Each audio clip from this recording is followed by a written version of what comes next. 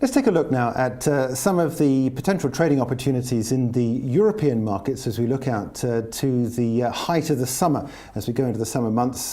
Putting trading opportunities into place can be a little bit scary, but if you use long-term charts with some interesting trends developing, there are some interesting outcomes potentially which you could work out as a possible advantage when looking at these trading opportunities. So Trevor Neil joins us now from Relative Rotation Graphs with some more analysis. We've spoken to you about these RRGs before, and indeed we can find a number of interviews where we've explained more detail about what's going on with the RRG charts. Today you brought along some of the major European indices against the world index. Explain more about what's going on. Yes. Well, firstly, the relative rotation graphs themselves. You can see we've got 4 quadrants. In the middle, in the crosshair of the relative rotation graph, we've got the world, and then we've got a scattergram, a dynamic scattergram of the European indices, but all expressed in dollar terms. So they're not the indices themselves, but they're MSCI indices. So they're all relative to each other. Yes, yeah. So truly relative to each other. So the top right-hand quadrant here is everything on the right-hand side of 100 is outperforming the world. Everything that's above 100 here is with positive momentum. So these are strong things which are getting stronger, and that's what puts them in this leading quadrant. In this quadrant, the weakening quadrant, we are outperforming on a relative basis because we're right of 100. This is the yellow quadrant, isn't it? The yellow quadrant, and but we're losing upside momentum. So we know that momentum precedes price. We slow up before we change direction. So these are things, and you can see this is quite crowded in this area. Many securities on a relative basis have been outperforming the rest of the world, but are now slipping on a relative basis.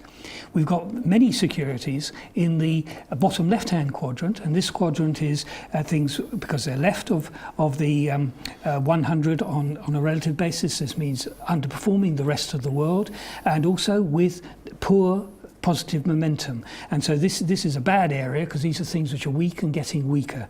And we've got nothing at all in the top left-hand quadrant, which would be things which were underperforming but with positive momentum coming up the list of relative performance. So we've got a clear message here. We've got the whole of Europe, most of Europe, moving around and doing not as well as the rest of the world. I think we see other areas, particularly the technology stocks in the US and the emerging markets, doing well relative to the rest of the world, but at the expense of Europe, which at the moment is crowding down into this southwestern direction.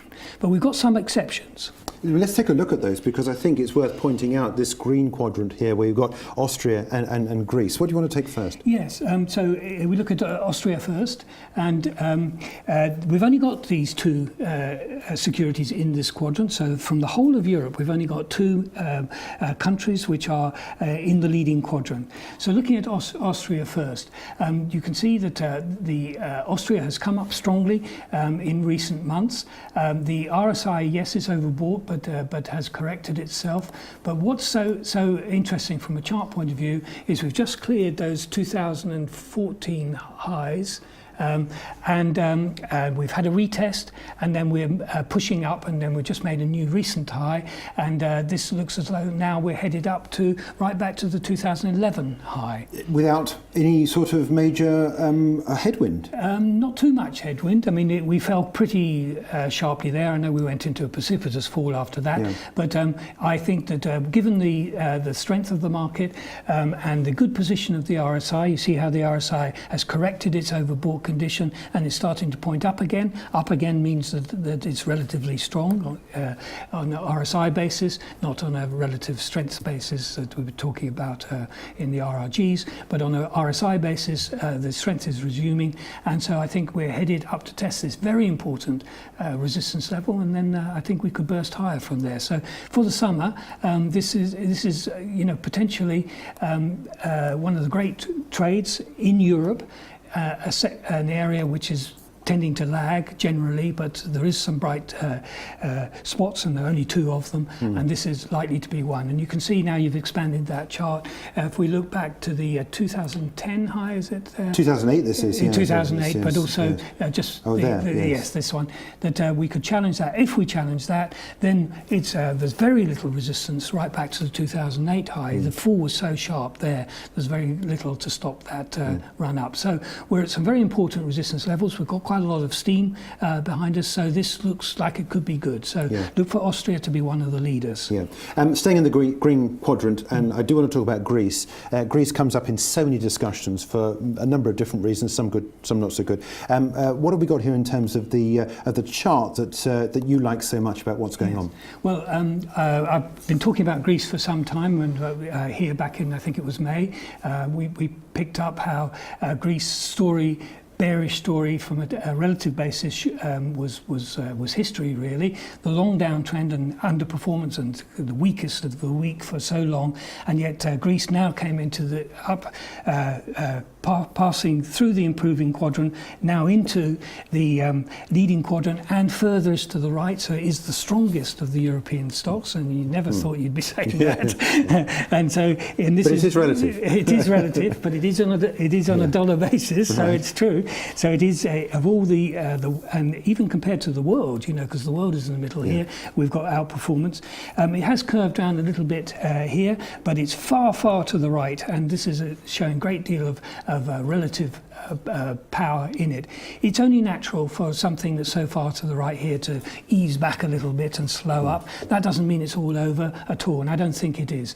I think that we've got this major low in place, and which we talked about earlier, and we're turning around, and this is a new bull market which is already underway, and I still think at early stages. We've got, you've highlighted the relative strength index below us there, and you can see that yes, we're overbought, but it's still making a higher high, it's still pointing higher, and yes, we can have pauses and setbacks, but this is high because the strength of the market is terrific at this level. There's many resistance points, of course, because we have the long journey lower, so that there's level after level after level to break through. But we've got a lot of power under our belt here. We're coming from a low level, and so I think there's a great deal of potential once people get used to the idea that Greece is back. Okay, Trevor, look, we've got to leave it there, but thanks indeed for joining us. A couple of indices from the European markets, both ETFs, as Trevor was saying, so it normalises them all out to be equal against each other. And of course, Greece, surprisingly, perhaps maybe to some, is one of the more attractive, certainly more attractive areas on the RRG. You can find out more about Trevor's relative rotation graphs on the RRG website.